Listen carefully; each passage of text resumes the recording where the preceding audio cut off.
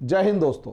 World relations के ऊपर एक नया टॉपिक, इंटरनेशनल रिलेशंस के ऊपर एक नया टॉपिक, और उसके अंदर आज के दिन बात कर रहे हैं अमेरिका। और अमेरिका के ऊपर डिस्कशन चल रहा है कि क्या अमेरिका दोबारा से वर्ल्ड लीडर बनने जा रहा है या दोबारा से वर्ल्ड लीडर बनने की तरफ बढ़ रहा है। क्योंकि अगर आप देखें तो G7 समिट हुआ, उसके बाद अब नाटो के समिट के अंदर आगे बढ़ चुके हैं और जो बाइडन नाटो के समिट के लिए आगे बढ़ चुके हैं, और उसके बाद रशिया से डिस्कशन करने जा रहे हैं, जो भी जो बाइडन बात करेंगे।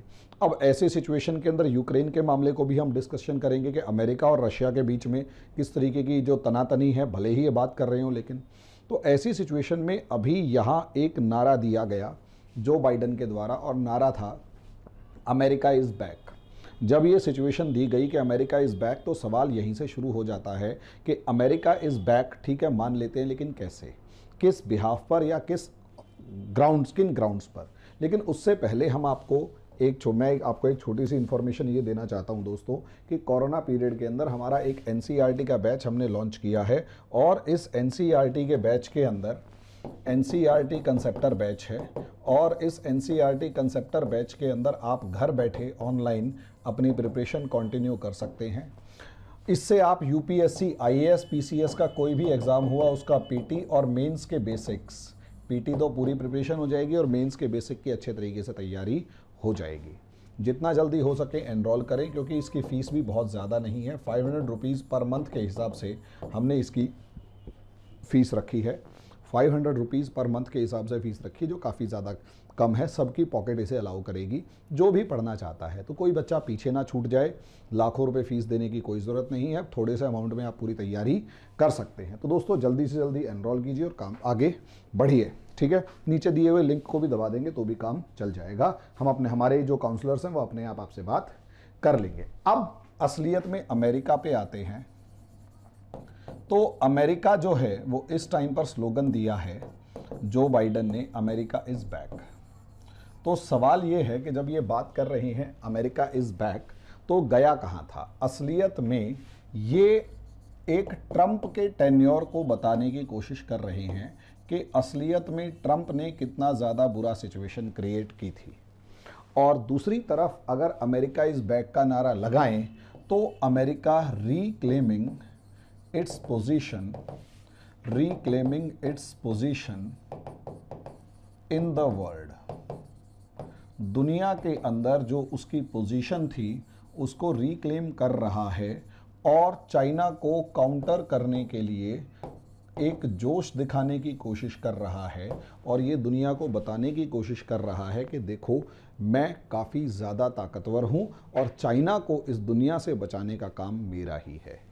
जब ये सिचुएशन आ जाती है दोस्तों, तो यहीं पर एक नया सिस्टम डेवलप होगा और उसके ऊपर डिस्कशन कर रहे हैं। यहाँ अगर हम बात करते हैं अमेरिका की, तो अमेरिका की अगर आप बात करते हो दोस्तों, तो हम इस तरफ से आ जाते हैं, दिस इज़ अमेरिका। हम ये मानकर चल रहे हैं कि ये अमेरिका है। हम ये मानकर चल रहे हैं कि दिस इज़, मानकर क्या चल रहे हैं कि दिस इज़ अमेरिका। अगर आप अमेरिका की पोजीशन को देखेंगे 1919 से लेकर 2015 के आसपास तक, तो असलियत में दुनिया जो है वो कहीं ना कहीं यूनिपोलर वर्ल्ड यानी एक ध्रुवीय विश्व था, और जहां अमेरिका जैसा चाहे वैसा अमेरिका के डिसीजंस के अकॉर्डिंग हो जाता था। There was no one who could challenge America directly. America को सीधे तौर पर चुनौती देने वाली कोई भी शक्ति इस दुनिया में मौजूद नहीं थी। अब क्योंकि कोई भी शक्ति इस दुनिया में मौजूद नहीं थी, तो ऐसी सिचुएशन के अंदर अमेरिका सुपर पावर था। America was the only super power. America was the only super power. अब यहाँ अमेरिका जो है वो अकेली सुपर पावर है, इसलिए जो भी वर्ल्ड अफेयर्स को डील कर रहे थे, जो भी इस दुनिया को डील कर रहे थे, वो सारे के सारे अमेरिका के अकॉर्डिंग ही डिसाइड होते थे। अब यहाँ आप देखेंगे कि अप्रॉक्सीमेट 2015 से लेकर 2021 के बीच में सिनारियो चेंज हो चुका है। अगर आप देखें तो यहाँ पर काफ़ी हद तक रिवाइवल ऑफ रशिया, रशिया का जो पुनरुत्थान है वो दोबारा देखने को मिल रहा है, और Putin is increasing its influence in his neighbourhood. Putin is increasing his influence in his neighbourhood. अपने आसपास पुतिन जो है वो अपना दबदबा बढ़ा रहे हैं। पुतिन अपने आसपास अपना दबदबा बढ़ा रहे हैं। अब जब पुतिन अपना दबदबा बढ़ा रहे हैं, और अगर इन्हीं पुतिन को देखें तो क्रीमिया इशू के अंदर उन्होंने अमेरिका की धज्जियां उड़ा दी, पूरे यूरोपियन यूनियन को साइड में उठा के पटक दिया और क्रीमिया पे कब्जा कर लिया। अब जब ये सिचुएशंस थी तो आप समझ सकते हैं कि रशिया ने अमेरिका को चैलेंज किस तरीके से किया। इसी तरीके से अगर आप देखें तो राइज ऑफ चाइना असलियत में super power, economic super power बन चुका है, इकोनॉमिक सुपर पावर बन चुका है, और सरपास्ड अमेरिका से भी आगे निकल चुका है। समझे? और ये मॉन्स्टर है, इसको चैलेंज करना या इसको कंट्रोल करना अभी अमेरिका के लिए पसीने छुड़वा रहा है। दूसरी तरफ अगर आप देखें तो यूरोपियन कंट्रीज, अगर यूरोपियन कंट्रीज को देखेंगे तो यहाँ तक कि नाटो जो उनके दोस्त होते थे वो भी अमेरिका के साथ पूरे तरीके से नहीं खड़े हुए। अगर आप देखें तो वो भी अमेरिका के साथ पूरी ताकत से, पूरे तरीके से नहीं खड़े हुए। और चाइना के मामले में, चाइना के इशू के अंदर अगर आप देखें तो असलियत में प्रॉब्लम्स क्रिएट हो रही हैं। उनको एक सिंगल ओपिनियन डेवलप करने के लिए, यानी एक कॉमन ओपिनियन, कॉमन ग्राउंड पर आने के लिए बहुत ज़्यादा प्रॉब्लम्स क्रिएट हो रही हैं। अब अगर बहुत ज़्यादा प्रॉब्लम्स क्रिएट हो रही हैं सिंगल ओपिनियन पर आने के लिए, तो आप अंदाज़ा लगा सकते हैं कि कहीं ना कहीं किसी टाइम पर ये वही अमेरिका है जो 2000 में अफ़गानिस्तान पे अटैक करता है और सारी नाटो फोर्सेस लेफ़्ट राइट करते हुए उसके पीछे आ जाती हैं। यही अमेरिका इराक के अंदर और सीरिया के अंदर अटैक करता है और वही नाटो फोर्सेस सपोर्ट करने आ जाती हैं। लेकिन अब अमेरिका चाइना के अगेंस्ट खड़े होने के लिए कह रहा है, तो नाटो के देशों के साथ उसको बहुत ज़्यादा एफर्ट्स करने पड़ रहे हैं, बात करनी पड़ रही है, उन्हें प्रेशराइज करना पड़ रहा है, रिक्वेस्ट करनी पड़ रही है कि भाई प्लीज़ मेरा साथ दे दो। अगर आप देखेंगे ऑस्ट्रेलिया, तो अमेरिका ऑस्ट्रेलिया के केस में भी अगर आप देखें क्वाड की फॉर्म में, तो कहीं ना कहीं ऑस्ट्रेलिया जो है वो 2020 के पहले क्वाड में शामिल नहीं था। ऑस्ट्रेलिया अमेरिका की बात नहीं मान रहा था, क्वाड का हिस्सा नहीं था। 2020 में जाके क्वाड में ढंग से दोबारा से जुड़ा है। अगर आप अमेरिका के ही दोस्तों में न्यूजीलैंड को देखोगे तो असलियत में न्यूजीलैंड ने तो साफ मना कर दिया कि हम अमेरिका के चक्कर में चाइना से रिलेशंस ख़राब नहीं करने वाले, क्योंकि सारा ट्रेड, सारा बिजनेस, सारा सिस्टम तो चाइना के साथ ही चल रहा है। हम आपको सपोर्ट कैसे कर दें, हम आपको सपोर्ट कैसे कर दें। अब ऐसी सिचुएशन में यहाँ तक ठीक है, चलो झेल लिया किसी भी तरीके से। अब साउथ चाइना सी का इशू है। अब साउथ चाइना सी का इशू अगर देखें तो चाइना डोमिनेट कर रहा है। इसी तरीके से इंडो पैसिफिक के अंदर जो इंडियन ओशियन है, यहाँ चाइना डोमिनेट कर रहा है। और स्ट्रेटेजिक लोकेशंस के ऊपर जिस तरीके से चाइना डोमिनेट कर रहा है, अमेरिका के लिए थ्रेट हो चुका है। चाइना ने जो BRI belt and road initiative develop किया, वो भी पूरी दुनिया के लिए, खासकर अमेरिका और अमेरिका के फ्रेंड्स जो यूरोपियन नेशंस हैं, उनके लिए एक चैलेंज बनकर उभरा हुआ है। तो शॉर्ट में अगर आप देखेंगे तो चारों तरफ इस तरीके से नजर आ रहा है कि चाइना जो है वो थ्रेट बनकर उभर रहा है। एक रीसेंट एग्जांपल, कंबोडिया के जो रीम जो पोर्ट है, अमेरिकन्स ने वहाँ इंफ्रास्ट्रक्चर डेवलप किया, कुछ बिल्डिंग्स बनाई। कंबोडिया जैसा एक छोटा सा देश, उसने वो बिल्डिंग्स तुड़वाकर वहां अपनी बिल्डिंग्स बनाकर वो चाइना के फेवर से बिल्डिंग बनवाकर, हो सकता है चाइना से कोई डील फिक्स कर ली और वहां पर कोई नेवल बेस बना दिया हो, वहां पर मिलिट्री पर्सनल्स को अपॉइंट करने के लिए कह दिया हो। अमेरिकन जो डेलीगेशन वहां अपनी उन बिल्डिंग्स को देखने गया, कंबोडिया ने वहां घुसने तक से मना कर दिया। तो आप अंदाजा लगा सकते हैं अमेरिका का जो इन्फ्लुएंस है ये पूरी दुनिया पे किस तरीके से कम होता जा रहा है। बीआरआई ने इकोनॉमिक जो डोमिनेंस है अमेरिका की, उसको बहुत ज्यादा हैम्पर किया है, और इसलिए सबसे बड़ी इस चीज को देख सकते हैं, मोर देन 100 कंट्रीज, 100 से ज्यादा देशों ने चाइना का बेल्ट एंड रोड इनिशिएटिव जो है उसको एक्सेप्ट कर लिया है। 100 से ज्यादा देश, यानी आधे से ज्यादा देश, चाहे वो गरीब हैं चाहे वो कैसे भी हैं, इटली जैसे देशों ने बीआरआई को एक्सेप्ट किया हुआ है, रशिया जैसे देशों ने बीआरआई को एक्सेप्ट किया हुआ है, और चाइना के डेट ट्रैप में फंसते जा रहे हैं। अब ऐसी सिचुएशन में सोचकर देखिए, यूरोपियन यूनियन जो किसी टाइम पर अमेरिका का सबसे बड़ा सपोर्टर रहा था, अमेरिका का सबसे बड़ा सपोर्टर रहा है, अब वो यूरोपियन यूनियन, उसका एक कंट्री हंगरी, वो अपनी वीटो लगा देता है जब भी यूरोपियन यूनियन चाइना के अगेंस्ट कोई भी रेजोल्यूशन पास करने की कोशिश करता है, और अमेरिका कुछ नहीं कर पाता। पाकिस्तान के मामले में देख लीजिए, अमेरिका कुछ नहीं कर पा रहा। शॉर्ट में अगर आप समझें तो अमेरिका का जो इन्फ्लुएंस 1990 से लेकर 2015 25 साल तक रहा, वो इन्फ्लुएंस लगभग खत्म होता हुआ सा नजर आ रहा है, और रही सही कसर डोनाल्ड ट्रंप ने पूरी कर दी।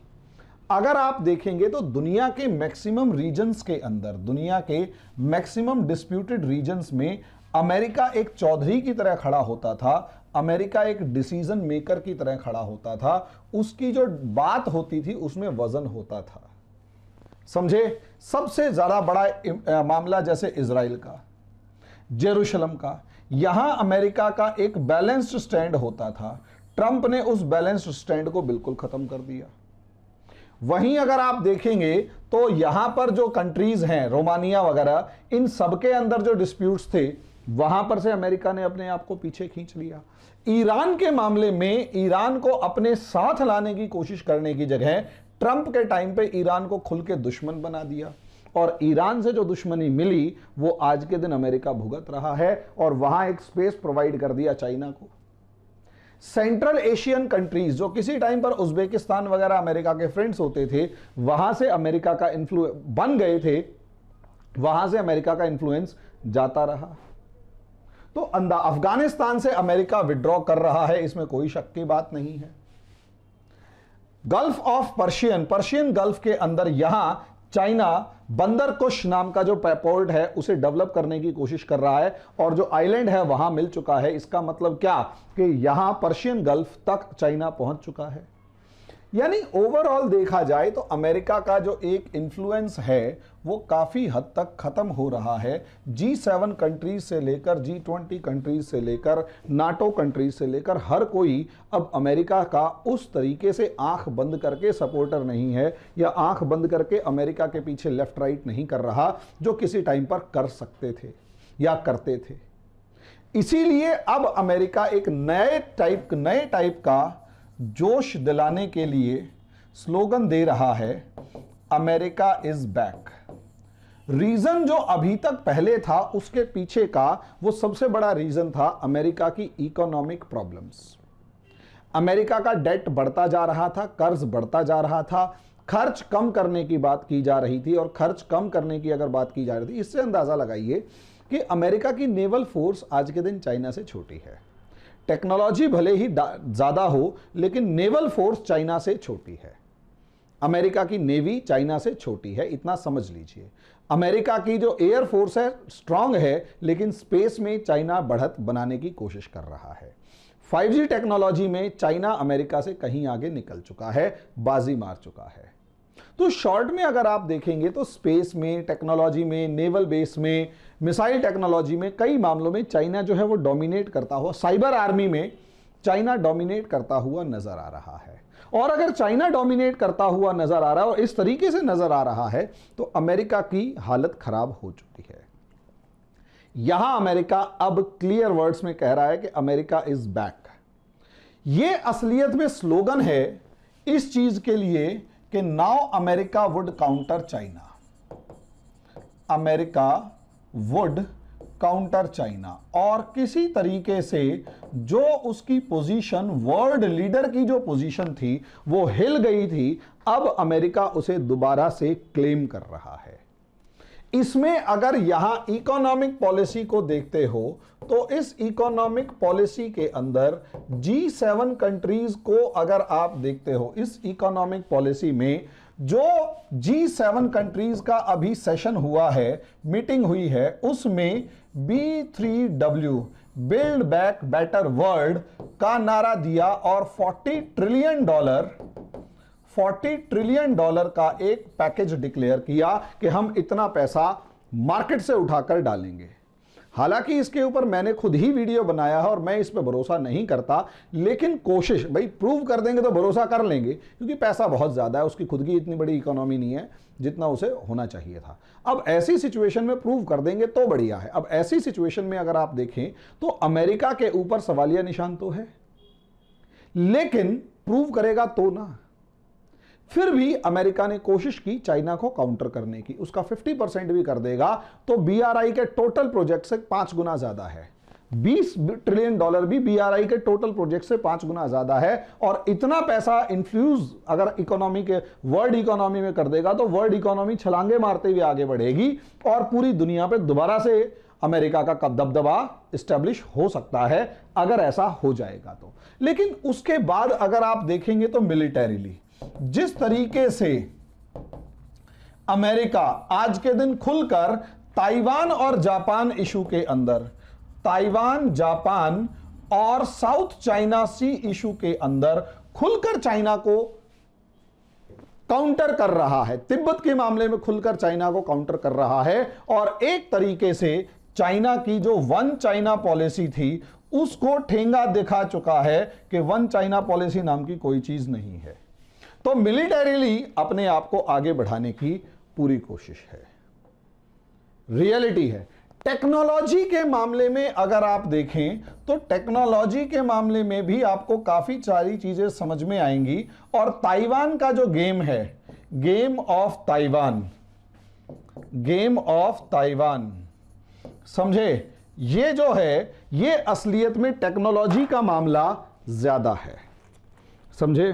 गेम ऑफ ताइवान, ताइवान का जो खेल है वो सारे का सारा कहीं ना कहीं पूरी दुनिया के लिए एक चैलेंज है और चाइना की सुप्रीमेसी का एक क्वेश्चन मार्क है।